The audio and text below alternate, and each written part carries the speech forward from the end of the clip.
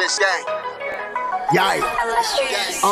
5 on the floor, ride for my dogs. Where here's the thing, you can check the score. Hustle hard, couple scars, wearing bubble frogs. Just like Butler said, you in trouble, y'all.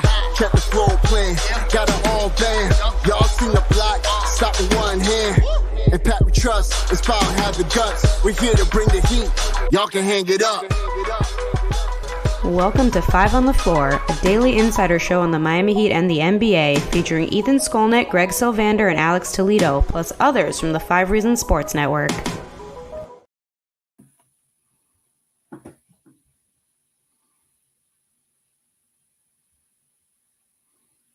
Ethan, you're muted.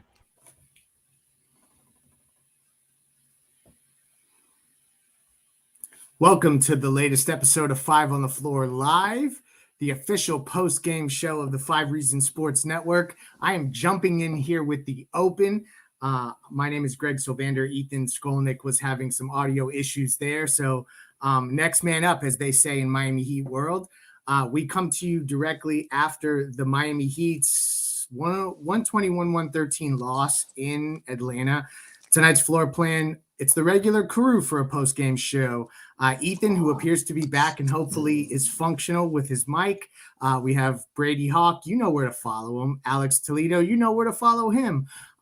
We are going to discuss this game, put further context around it because it was a stinker to start. They came back. They had a better second half. I didn't get to see every piece of the game, so I'm kind of putting some of it together. Ethan, I'm glad that you're back, and I want to make sure that you get the opportunity to shout out our great sponsors, so I'll pass the mic to you. All right. Thank you, Greg, for handing me the ball in the half court. Let's roll here. Sorry about that with the little issue here. Welcome to 5 on the Floor Live.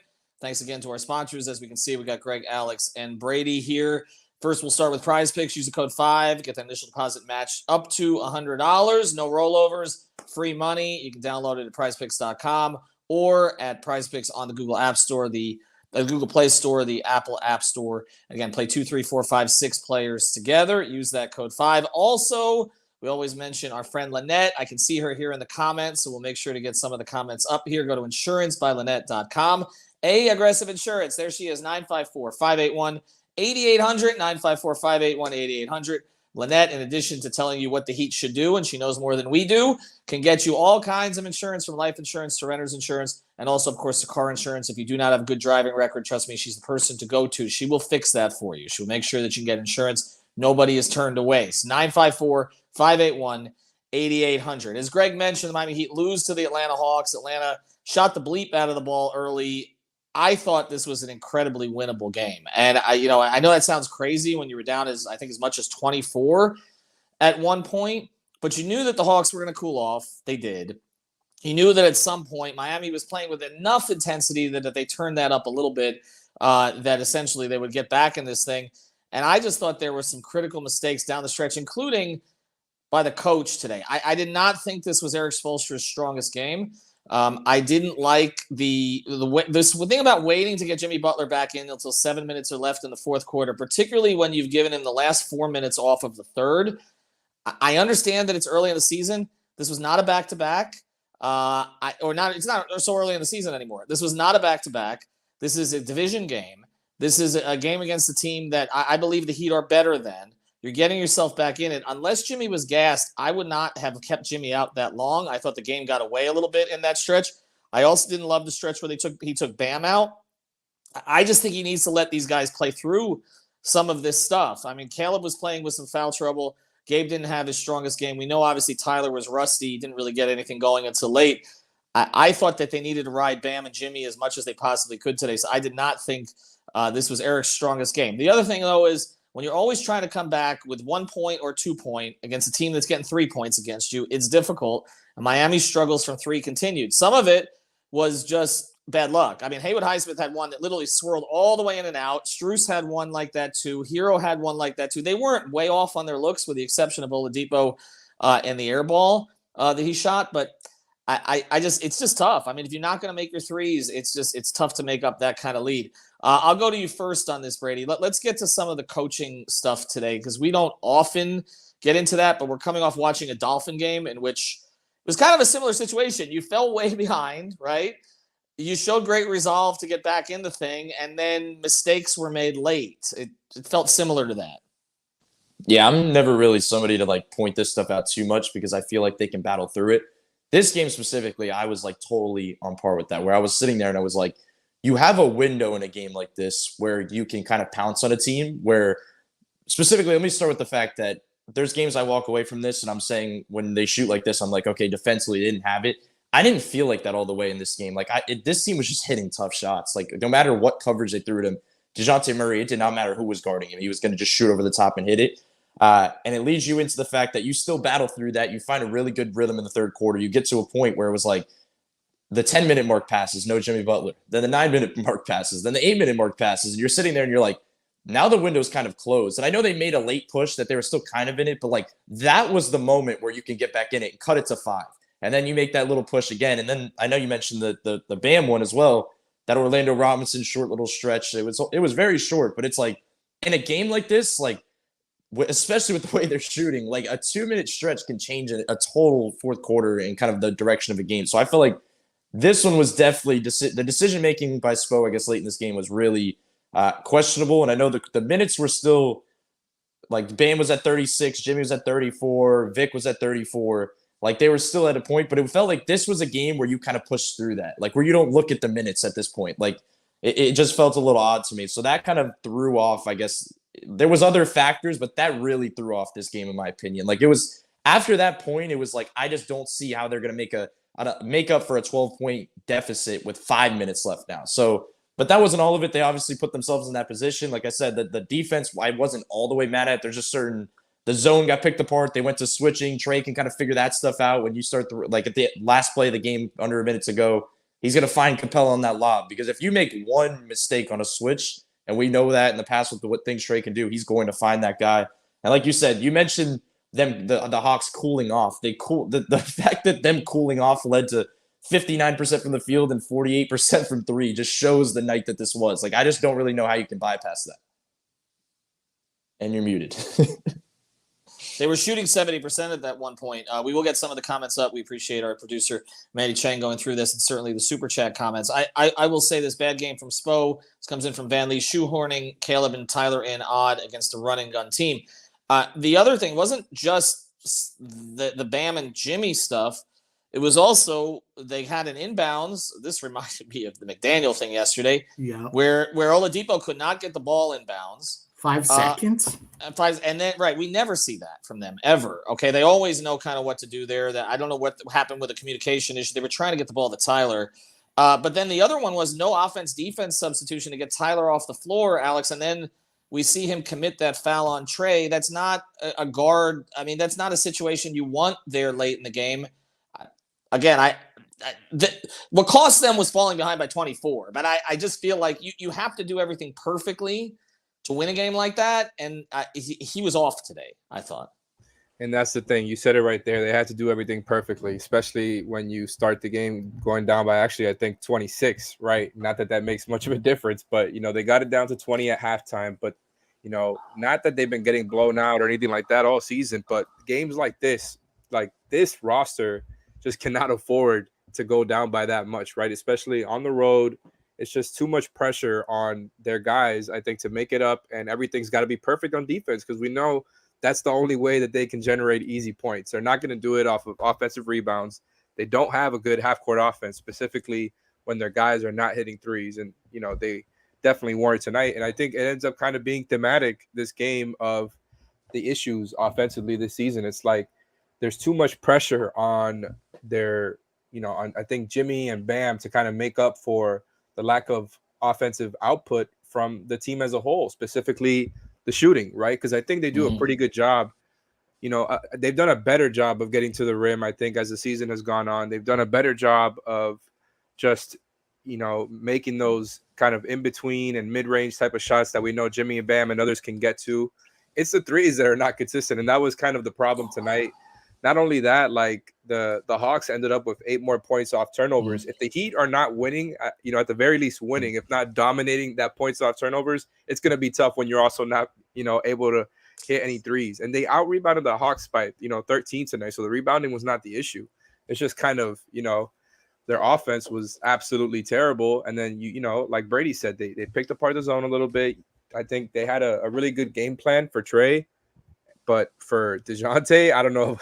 I think they were a little bit just kind of letting him shoot. And he had a really like hot game. It's that wouldn't happen in a 7-game series every night. But like he is definitely a force to be reckoned with. And he is someone who I think just got going early and momentum, you know, that he gets hot. And then everybody else is getting hot from three, picking apart the zone, getting those open like attempts. It was just it's too much to climb back from, I think, for the Heat. Greg, let me ask you a philosophical question here about this team, because we know that last year they got the number 1 seed without really pressing for it, right? Like they didn't play the guys ridiculously heavy minutes. They had a lot of guys in and out last season too. They still got the number 1 seed, but I just feel like this team they need to sustain something. Like they need to get on a run, and I don't think it's too much to ask some nights Bam and Jimmy to be playing in the high 30s of minutes. And I understand I'm saying that after I reported that the Heat and Jimmy have kind of come to a consensus about not overdoing his minutes because they don't want to have a relapse with the knee and all that. He saw the doctors and all. But I just, again, is 4 or 5 minutes going to make a huge difference down the road in one game? If that's the thing that gives you a chance to get a win, when we know that they're trying to stay above water here, like they're trying to, I mean, they don't want to be in the play-in. The 5 and 6 seeds are in sight. I don't get the whole thing about, I don't know. The thing about not bringing back Jimmy until 7 minutes left in the fourth quarter has been driving me nuts lately. It just is like, I know you don't treat him like Tibbs did, but like he can play all 12 minutes of the fourth if you don't, I would think if he doesn't play the last 3 or 4 of the third. Yeah, no, it's true. And it's hard to know if that was an oversight or if he just, sometimes Spo has a gut feeling on a group he's going with. They were clawing themselves back in the game, but there's really no excuse for it. I looked at Jimmy's minutes by month here. You know, he started the season at 35. He was all the way up to 36 in November, then dropped all the way down to 33 in the 10 games in December, and is now all the way down to 32 and change in January.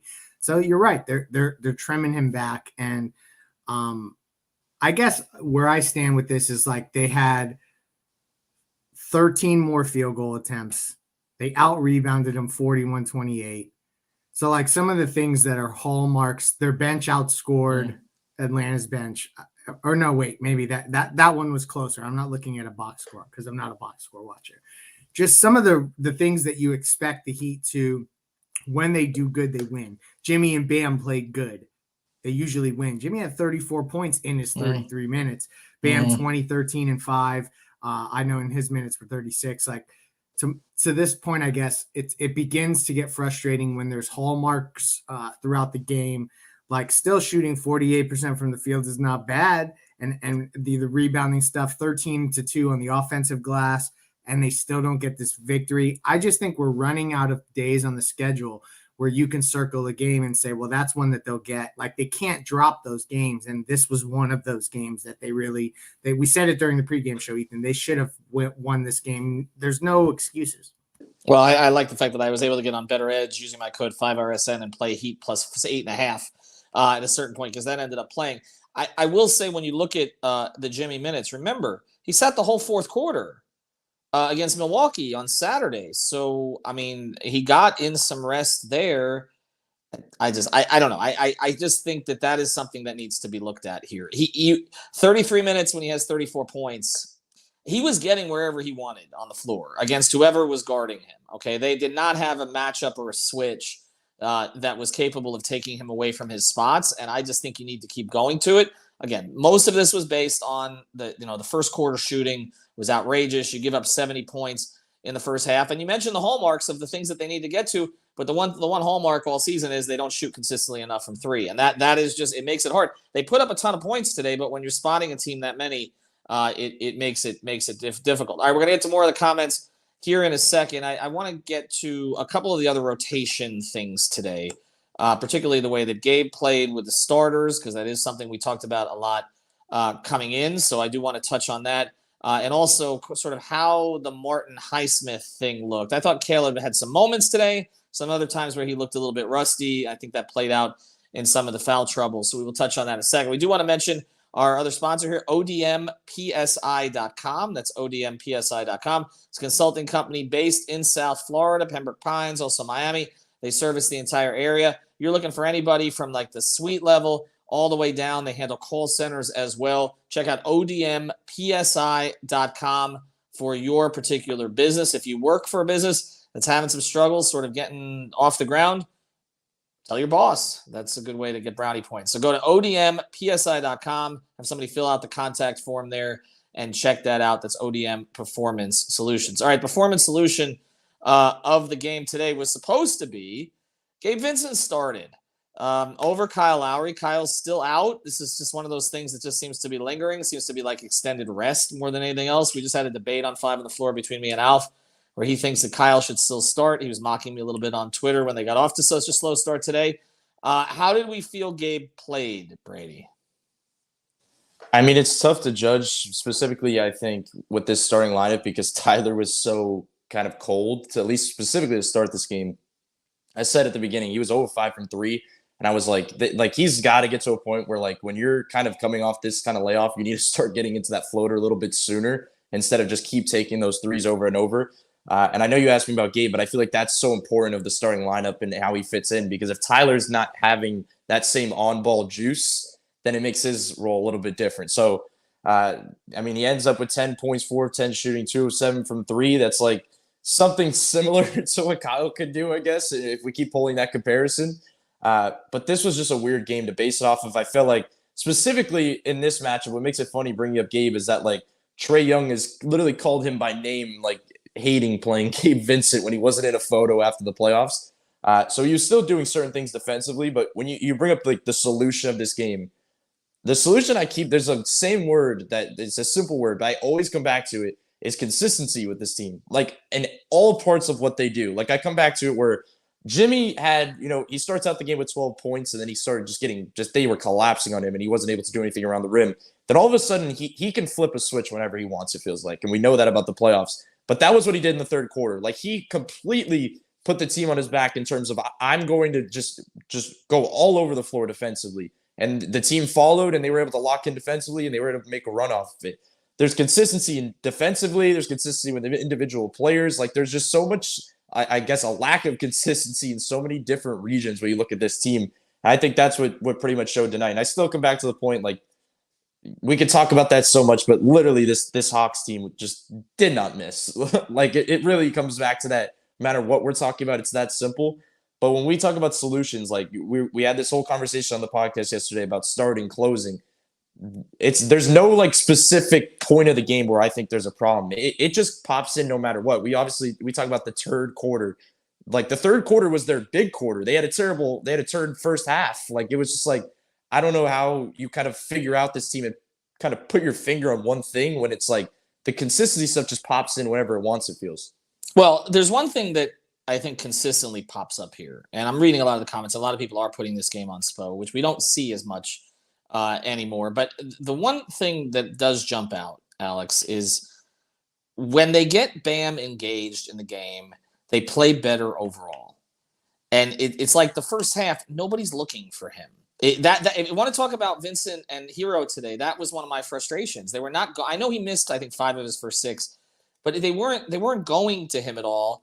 When they started going to him a little bit more at the start of the third quarter, like he took over the game along with Jimmy. That has to be an emphasis. Like, and it's not. We could come back to it. It's not on him at this point because we've seen that he's trying to do it, but at some point, like he can't bring up the ball himself all the time.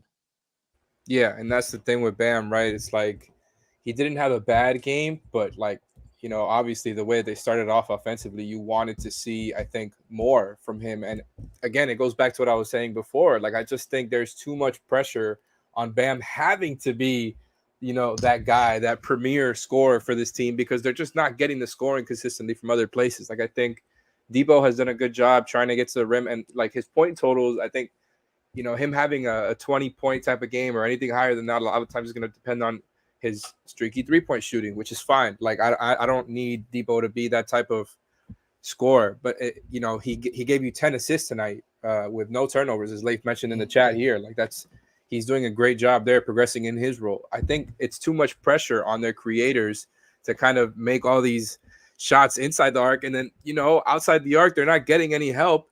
And it just makes it harder for, I think, the Heat to have to, counter these threats if the, teams are not really worried about their shooting. Like, I know this is not an episode about roster construction, and we've hammered that home over and over. It's just this game feels very thematic of all these things, right? It's like when they're not dominating in turnovers and kind of winning that aspect, it's very wonky. And look, Tyler is usually better than this. So you can account for that, maybe account for a couple more threes and they still lose, right? Not to bring it all down to that. I just think this has been very emblematic of kind of the team they've been all season and where the flaws come from. Well, and it's been emblematic of this sort of like 2 steps forward, 1 step back thing that they've had the whole year, Greg. And, as we get to more of the comments, so someone comes in from Wisdom Warriors, and I'm reading over my shoulder here because I got the computer behind me, but is Spo the reason we were down 26? No, Spo is the reason Tyler, fresh off missing games, just chucks threes without getting in a rhythm. Is it Spo's fault we shot 8 of 31 from the 3? No, I agree with that. We I think all agree that this is more of a roster construction problem than a Spoelstra construction problem. I think in the macro, we all agree with that. And the shooting from 3 is just a problem. They don't have enough good shooters. I mean, it's just come down to this. Now that Duncan Robinson is not around, not part of the rotation, not part of the future, Strus is inconsistent. They just don't have enough consistent 3-point shooting. It doesn't exist. Like, we keep talking about not having a 4. They out-rebounded the Hawks tonight. Like, their biggest issue on this team, I keep coming back. I understand that not having the 4 puts pressure on Bam. That shouldn't be there. They need a 4. I'm not arguing with that. But the biggest thing they need is someone who's going to consistently knock down 3-point shots. Amen. And shooting 4. Right, shooting. Well, Well, the other Bogdanovich would literally solve all of this team's problems, and he's not a great rebounder. Like, that's, to me, that's where you're at. But with Tyler, so if Tyler has a bad night from 3 where he misses his first 7, you're not getting 3-point shooting from anybody else. I mean, you can't rely on Haywood Highsmith to go 3 for 3 as he has at the start of some games. Caleb's working his way back in. Jimmy made a corner 3 today. You don't want Depot taking a ton of them. Bam doesn't shoot them. I mean, so what are we looking at with this rotation? They just don't have enough shooters. That's their single biggest problem. So that is not Spo's fault. But you had a chance. And look, it's the same as the Dolphin game to me.